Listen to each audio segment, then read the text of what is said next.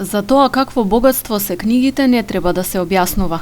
И најмалите деца знаат дека читањето носи магија и возбуда во животот, ни го размрдува умот, ни ги отвора видиците. Од Гостивар ни доаѓа добар пример за тоа колку и како може да се сакаат книгите. Елиеса Асани е пасиониран читател, кој речиси секој момент од слободното време има книга во раце. Асани е оѓа во гостиварското муфтиство, човек со многу обврски, но тоа не го спречува да најде простор во своето секојдневие за читање. Неколку години поред си поставува цел, еден вид предизвик – да чита по 100 книги годишно. Дими Демлитен филова едата евидентој либра че лезојша мрендавитит.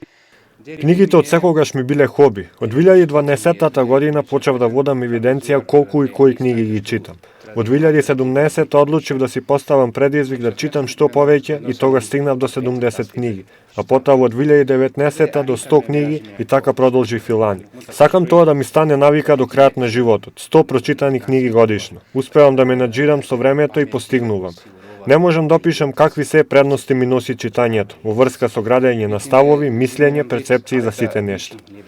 Книгите што ги чита се со најразлични содржини, верски, од областа на психологијата, медицина, наука, романи и така натаму. Освен на турски, кој му е мајчин јазик, чита на албански, македонски и арапски јазик. Сето тоа го прави со план, односно претходно подготвува листа со наслови за годината што следува. Асани со своето хоби дава пример за помладите генерации. Libri, libri je to sam je проводна летра. Апелирам посебно до младите да читаат што повеќе, затоа што придобивките од книгите се многу големи. Во денешницата има опција и за оние кои немаат многу време. Технологијата овозможи аудиокниги.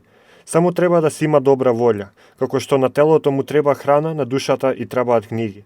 Еден писател рекол: кога имам пари, купувам книга, а со парите што ќе ми останат, купувам храна.